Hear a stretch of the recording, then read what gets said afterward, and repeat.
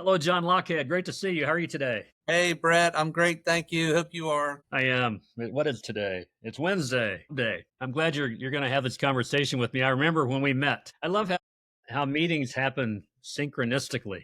We're just sitting at the table at Rotary, and we started talking, and it's all gone from there. So it's cool. Very cool. Yeah, I've enjoyed our Rotary experience and meeting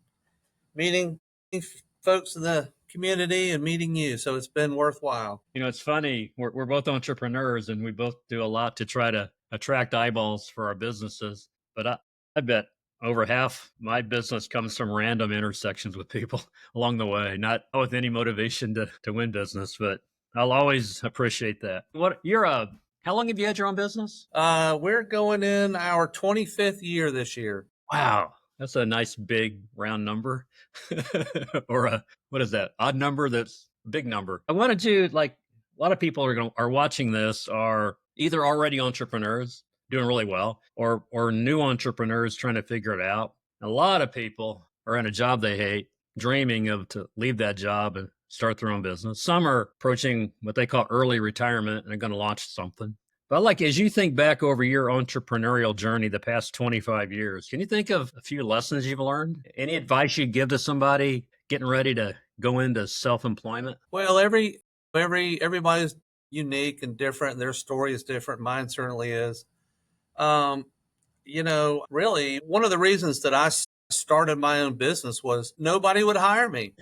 So I mean, that's a bit of an exaggeration, but I wasn't offered the job in the traditional way that excited me at all. And so I'm very blessed in many ways to have the partner in life that I have because she too is entrepreneurial. And so, starting out literally from scratch in the wasn't a basement, but it was in the dark bowels of one of my friend's warehouse buildings is where we started BrandIt. Not a window. You shut the door closed in the middle of the day and you couldn't see your hand in front of your face kind of thing. So we just gritted it out. And it was fun for me. I don't think that's fun I know it's not for, many people, but so I don't know, advice. If that's not fun at some level, the struggle, it's hard enough to succeed when you have the energy around it and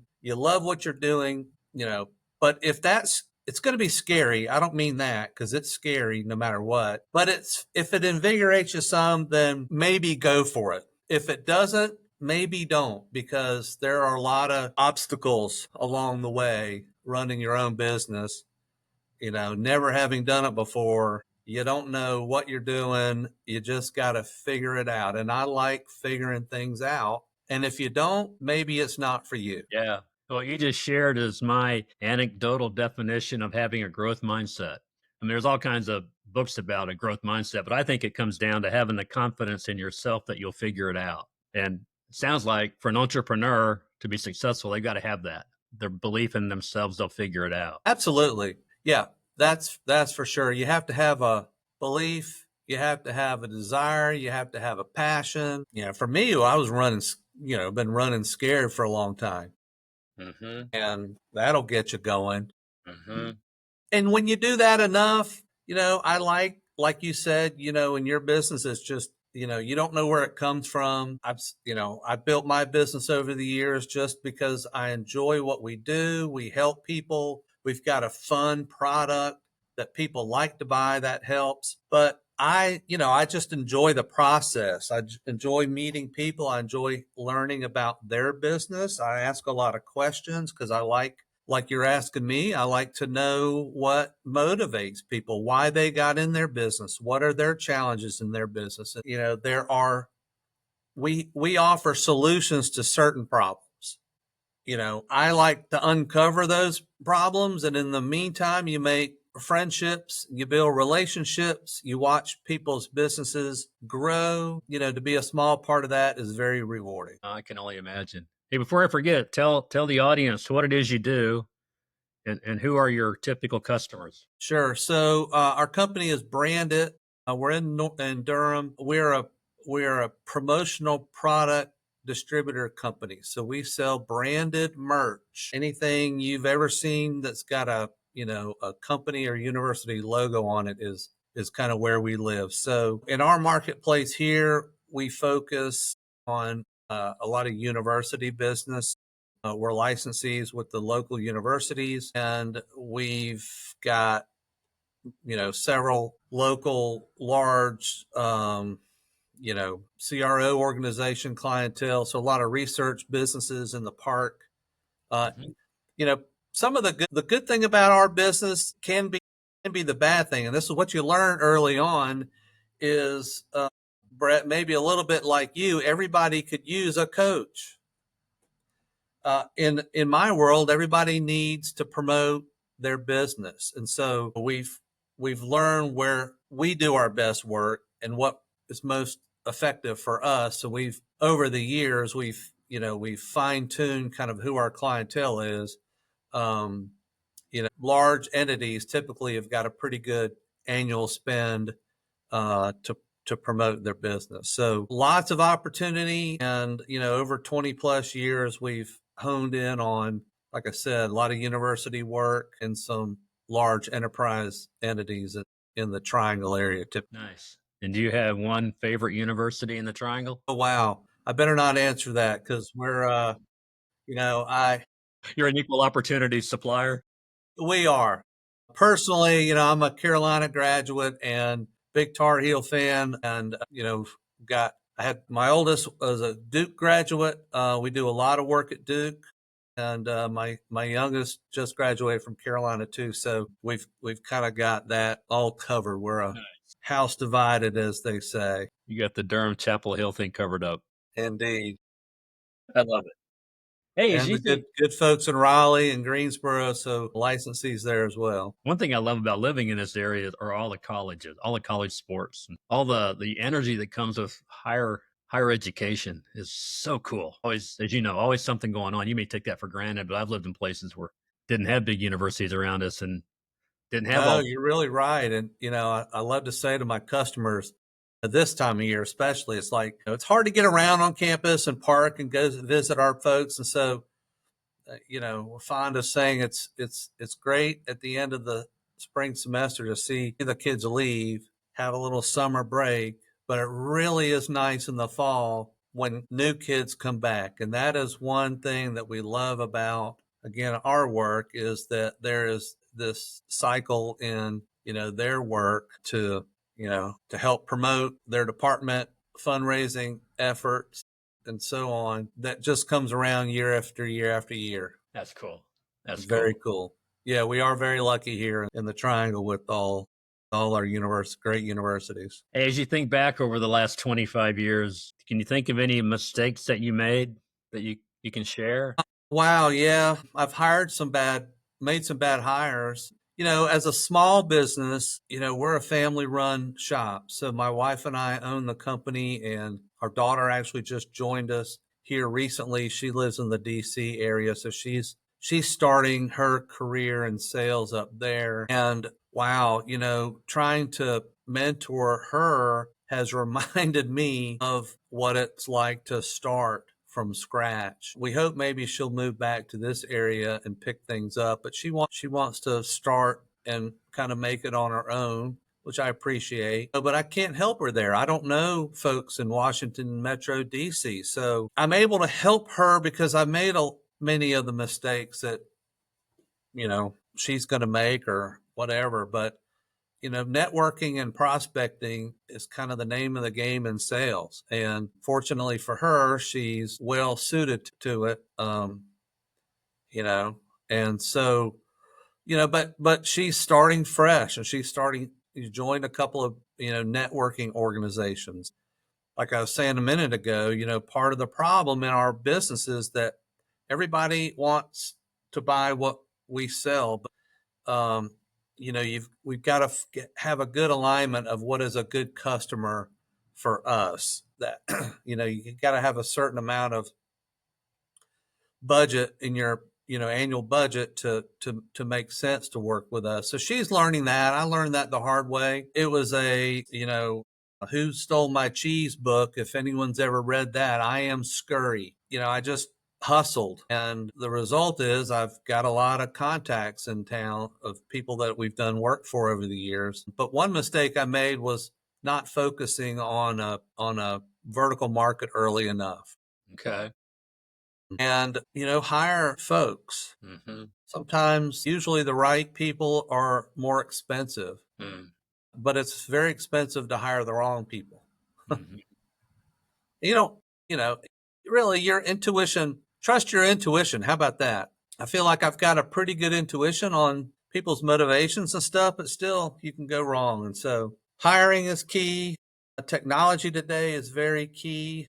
You can't, you know, we've aligned ourselves with some good technology partners. It's expensive, but it separates us from the competition. It makes our process better. It makes our process more efficient. Ultimately, money well spent on investing in the technology, but you got to learn the technology too. And again, as a guy who's at the end of his career and technology changes so frequently, I still like to learn about new technologies. If you don't, like I said a minute ago, about if you don't enjoy the struggle a little bit, it makes it harder. So you've got to like to learn Yeah. and be willing to obviously take some risk, as everybody says. But yeah, investigate and learn what tools are available. And, people are helpful. That's another key ingredient. If you've got some good competitors who are friends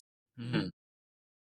and we can share ideas. Yeah, we compete, but there's plenty of business to go around. But don't be afraid to ask for help from the folks that you admire in business. Mm-hmm. You may not learn about something that specifically helps your business, but you're going to learn something anyway, which is fun for me. Yeah. I'm an avid podcast listener, so that technology is new-ish, but what a great way to learn. I walk my dogs in the morning and, my neighbors will see me with my headphones on and my two dogs, and I'm listening to a podcast.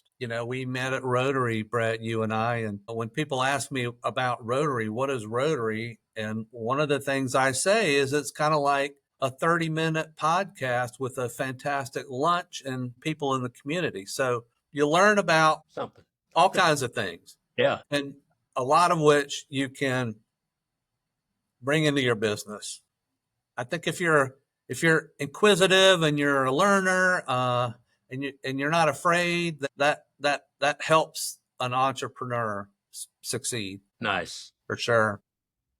Hey, as you look back over your business last 25 years, what are you most proud of? Well, I'd say, just having built something from nothing is kind of cool, to see your logo on a marquee out in front of your office building. People drive by, you tell them who you are, what you do. They say, "Oh, I know where you are." Just having started something that didn't exist before. Certainly the successes we've had with our customers, we've got some great longtime customers. A lot of them are now retiring. A lot of them are now being made to retire with what's going on in the higher education world.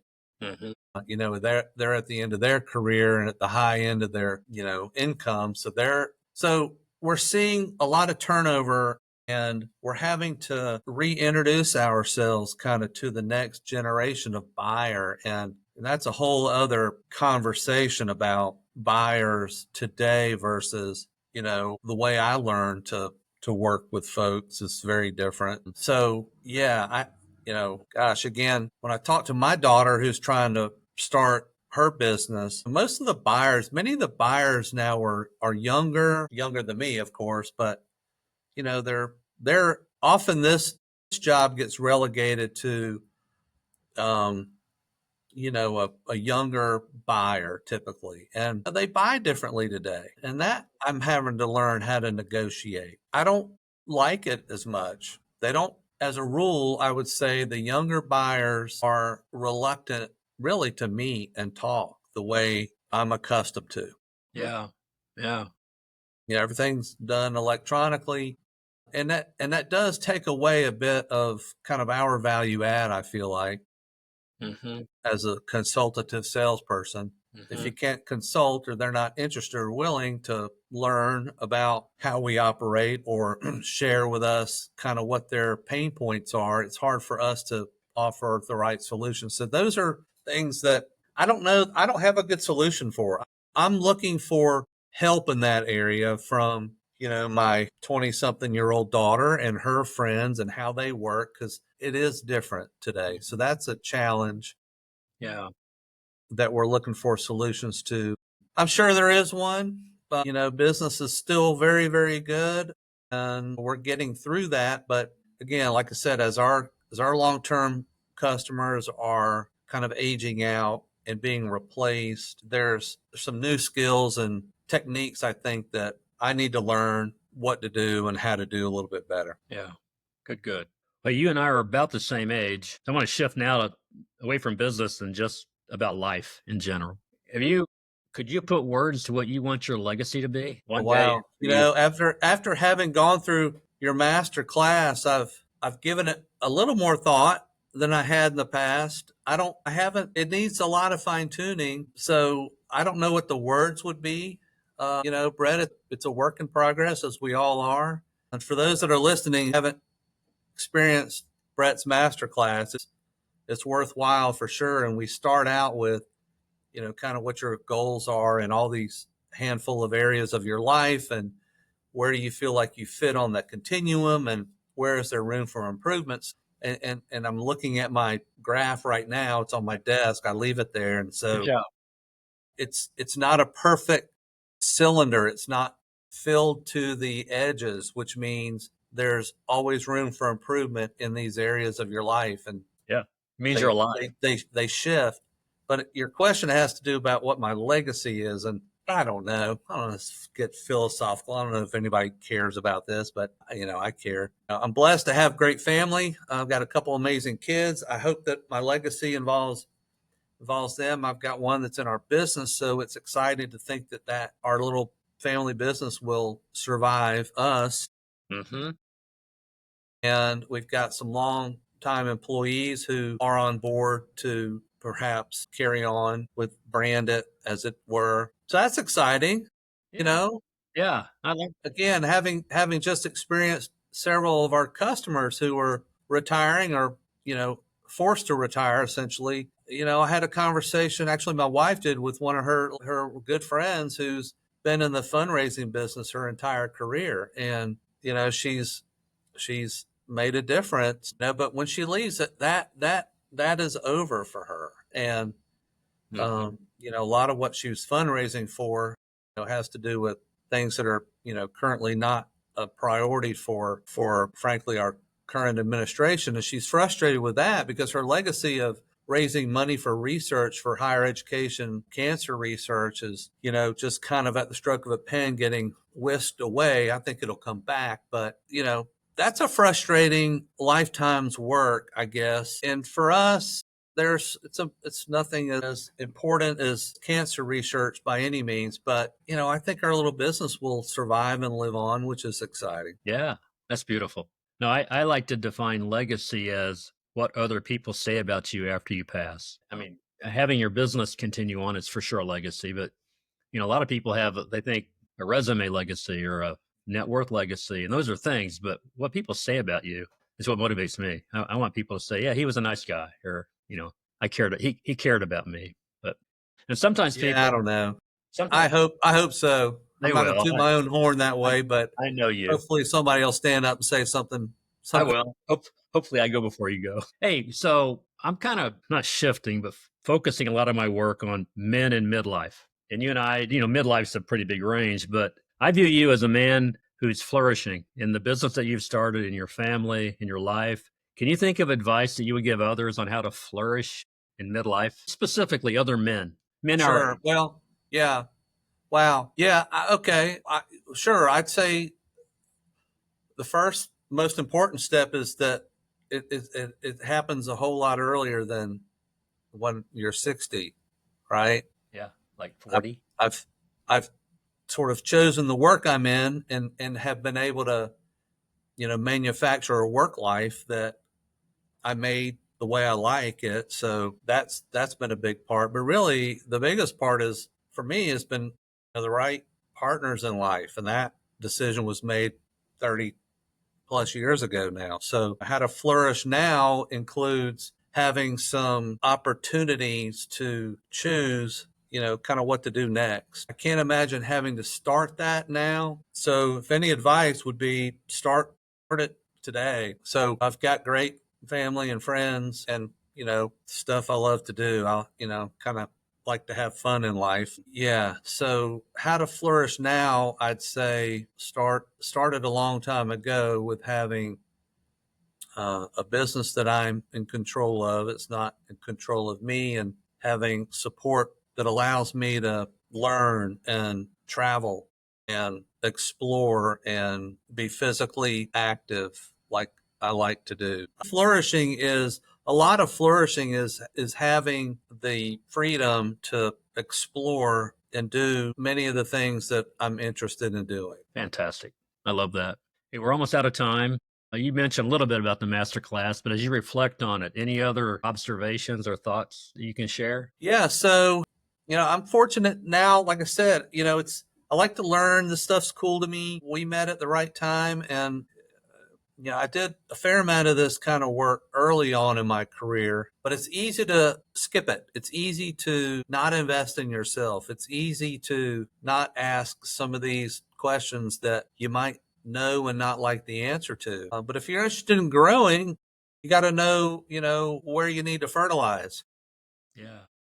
And so that's what helped me, and what I appreciated about your masterclass and the folks that were in it. People were interested in sharing at a pretty profoundly personal kind of level that is helpful. I'm just interested in improving and kind of figuring out what comes next, because I'm ready to change gears a little bit. It's been a long time with kind of head down working, and now I'm really excited about whatever may come next. So taking the time to invest in and write some things down and goals. Like I said, I kind of keep a copy right here near me to remind me of really what's important, because it's easy to lose sight, and another day is gone and another week is gone and so on. And so I'm always anxious to not squander any of this precious time we've got. Yeah. I love that. And I love what you just said. You're excited about what's coming next. And I think that's a differentiator for those that are flourishing in their mid years versus those that aren't. So many people, they work a whole career, make a lot of money, they retire, and then there's nothing but boredom and bleakness ahead. They're not like excited about what comes next. And what you just shared with me is you're excited about what comes next. So I think is part of your formula for living a great life. And I applaud that. Yeah, good job. Hey, Thanks. tell the audience how they can get in touch with your company in case they want to be a customer. Sure. Thank you. So again, my company is BrandIt. We're BrandIt Incorporated, actually. So the website is BrandIt Inc. INC, branditinc.com. We're in Durham. Hit our website. If we can help you, let us know. Fantastic. Well, John, thank you very much. I'm going to stop the recording, but don't run away. Got it. This has been fantastic. I'll be right Thanks, back. Brad. Thanks for having me.